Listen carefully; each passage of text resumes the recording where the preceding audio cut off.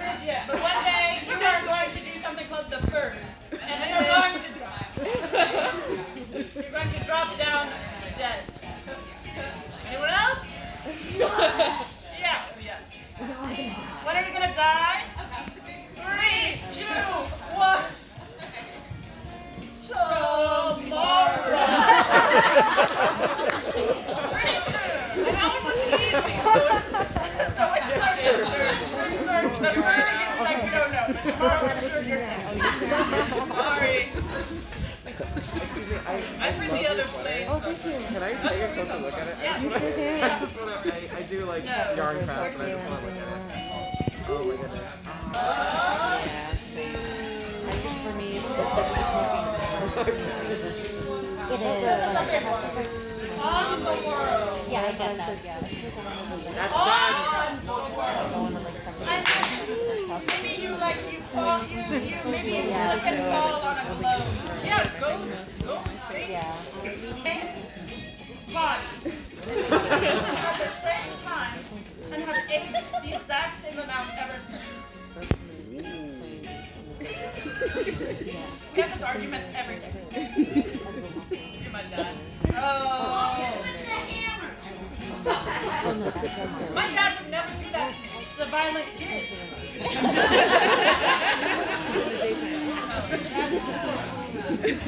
Is it time to start? Oh, excellent. Feather boy.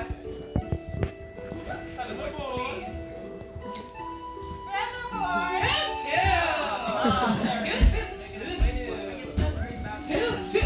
Two. Yeah. Two. Yeah. Two.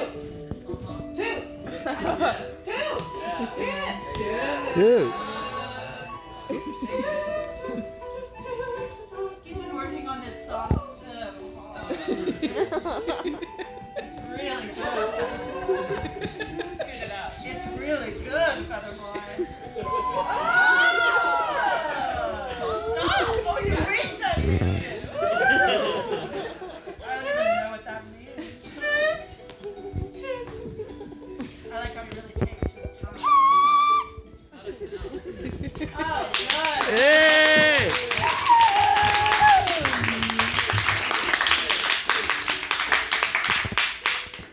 Welcome back, one and all.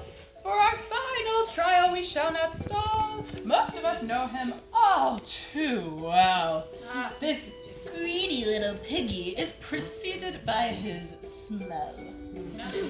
He gobbles up sovereign nations left and right, exploiting the land and the people like it's his birthright. Using his puppets to control the world. Even around Ted and Elon's necks he has his fist curled. This goes all the way to the top. He mongers his wars and manifests his destiny on the backs of genocide, racism, and exploiting the peasantry. Under his cloak of democracy, he hides all his fascism. Please, everyone, pull up your bootstraps for US Imperialism!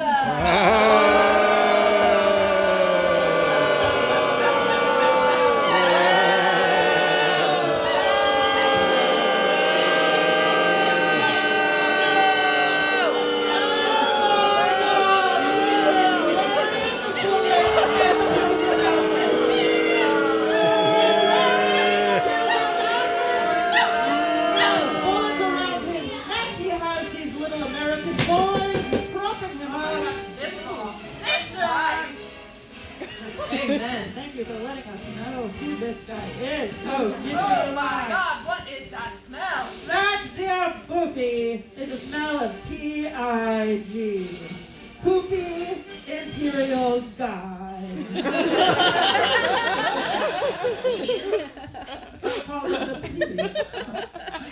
I don't like that. All right, well, let's go ahead and just get this out of the way so we can stop smelling all your success, sir.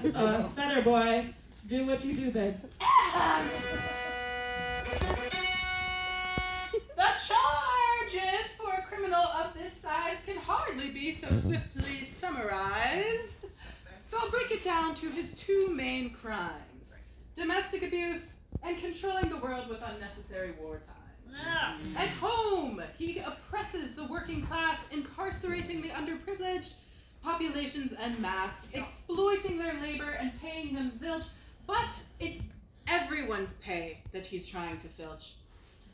On countries abroad, he maintains an iron grip, masquerading military domination as harmless courtship. With his puppet regimes across the earth, he commits genocide and laughs with excessive mirth. He funds and starts wars and topples regimes and sits back and gleefully listens as the world screams. Sheesh, no wonder he smells so bad. He has so many dead skeletons in that closet, the rot just leaks right out. Good one. Anyway, US Imperialism, how do you plead?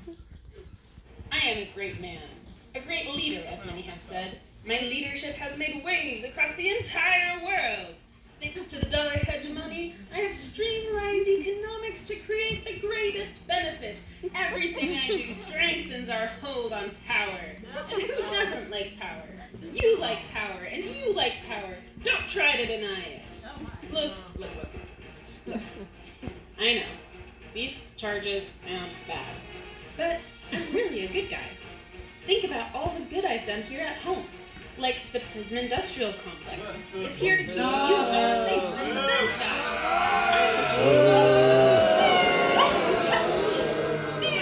Does the prison industrial complex provide an ever-looming threat that keeps all Americans in a state of fear and compliance so that they do not dare displease me, their dear Uncle Sam? Well, yes. Yeah, it does. But that's how we keep order. And think of all the money you and me are making from that sweet, barely paid labor by those bad guys. You know, on average, we pay prisoners 63 cents an hour, and most of that goes to their room and board anyway. And some of these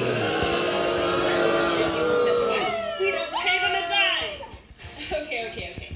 I see what you're thinking. You hear over 30% black and unpaid labor, and you think of the S word. You know, that thing that America was built on and we're still shamed for. But just think of how bad these bad guys are. They owe us for being so bad. It's penance or something, I don't know. But it's not slavery. And if I hear you say the S word or even think it, I will be very Slavery. angry. Hold on. Did this guy just admit to continuing the practice? What did I say about the S word? This is slander, and I will put you in the grave. I will make you and your father and your whole family and also your dog disappear. My dog? Dad! He said he was gonna make me and you and our whole family and also our dog disappear.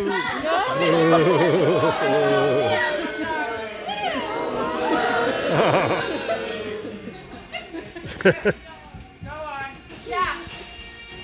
All right, I did do one thing wrong. I'll admit it. I'm honest and I'm God-fearing. Okay. My one mistake was the minimum wage. That bullshit was supposed to be a smokescreen to throw you betas off my set. But we accidentally went too far, and poor people actually started to demand a minimum wage for their piddly labor. What? You wanted to say? It was a disaster. That slip-up is the only thing I'm guilty of, and for that, I do apologize. See, I'm a humble man, a self-aware man. Anyway, my whole friend group was a wreck. My homies, my bros, my homeboys, my cats, cahoots, my dandy-domers, my rotten soldiers, the business elites, all beside themselves with panic. No industry was exempt from providing minimum wage. It was a goddamn catastrophe. But I did rectify the situation.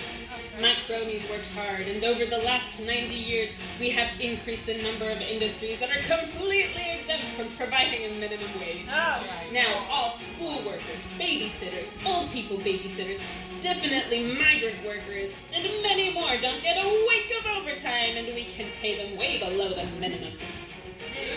For all the babies that wouldn't stop pivoting until we got away with raising it by like nothing. I'll admit it, we almost totally biffed that one, but in the end, we saved our great nation from that socialist bullshit. You don't have to think for this capitalist mega-win. This is imperialism at work. My nieces and nephews and everyone, this is what Uncle Sam has done for you. Isn't it awesome? Awesome? Yeah, sure, awesome. like a splinter that's stuck in your finger. It hurts like hell, but it's too tiny to pull out is awesome. Awesome, like wearing a performance art, watching a performance art student eat glitter and poop it out is awesome. Hysterical. Ruby, thank you. So bad. I know.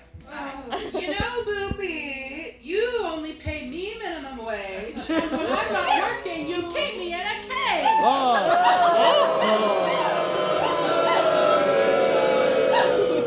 Hey, Featherboy, you speak when you're spoken to.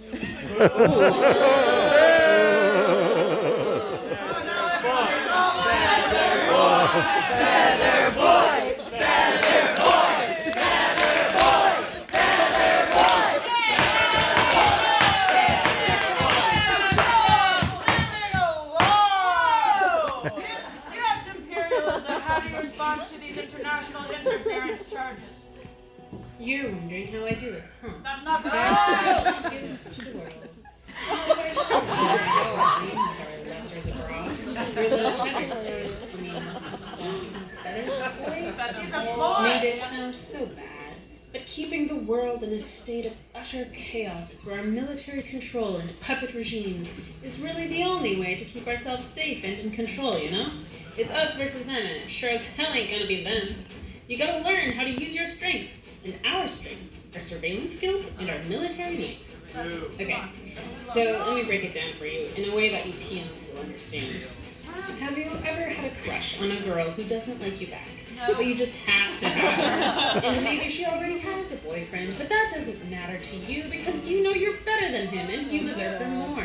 So you just have to always be there, everywhere she looks. You show her how strong you are, and you make her see that she needs you. You beat up all the guys vying for her attention, and you talk shit about her boyfriend through massive international propaganda campaigns. Eventually, she has no choice but to love you, because she's kind of scared you'll do something unspeakable to her if she doesn't.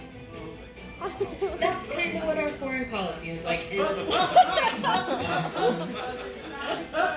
think about Taiwan.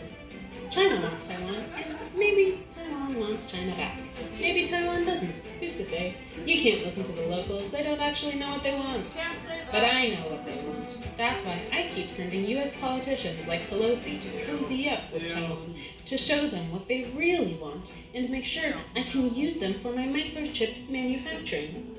And you know, sometimes, if you're vying for a girl's attention, you can date her cousin or her neighbor. This way you can spy on her, keep tabs on her, and have nuclear missiles pointed in her direction. That's what I'm doing with Guam. You see, I don't care about Guam, but they're such a useful military base for me. Smack dab in the middle of the Pacific, I can keep tabs on North Korea and on China, provoke them a little bit. Keeping tensions nice and high really shows everyone how important it is to be on my good side. And Guam may want independence, but that wouldn't really do much. Think about Palau, the Marshall Islands, Micronesia. They're all technically independent, but once you're under U.S. control, you're always under U.S. control. But they're not puppets. No, that would be crazy and disrespectful to the people's will. I just have a lot of close friends. Y'all heard of that Netanyahu guy in Israel? We bonded over our mutual love of genocide. What about Ferdinand Marcos Jr. in the helping me out with the International War on Terror, which is what we call the war on people fighting for their freedom. I'm not saying that you have to be my friend. You just shouldn't be my enemy. If I don't like what you're doing, I won't hesitate to liberate your country from their democratically elected leader. I'm just too influential to name drop all of the countries I've liberated from their displeasing governments, but I'm sure you're all familiar with my work in Palestine, Libya, Syria, Iraq, Afghanistan. Oh, and just last year, I pressured Pakistan to remove their Prime Minister, Imran Khan, because he was too much of a coward to support the war in Ukraine. One of my passion projects. All right, you really are shameless, aren't you? How can you be so cavalier about all the instability, devastation, and death you've caused on the global scale? Is it not enough that you exploit and oppress your own people at home, but you double down on this unconscionable behavior abroad? You are responsible for the deaths of more than 36 million people in the last half century alone. And if you continue unchecked, this number will only continue to rise. You don't even deny the charges brought against you, but instead argue that you are moral and just because you said so. I will not hear another word from you. Jury, how do you judge US imperialism for the crimes on which he stands accused? As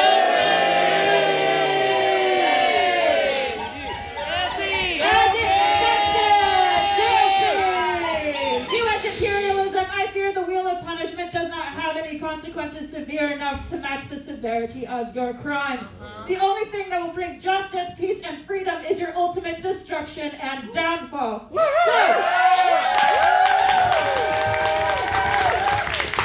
you're going to do some chanting tonight. That's right. When I say US imperialist, you all say #1 terrorist. Ready?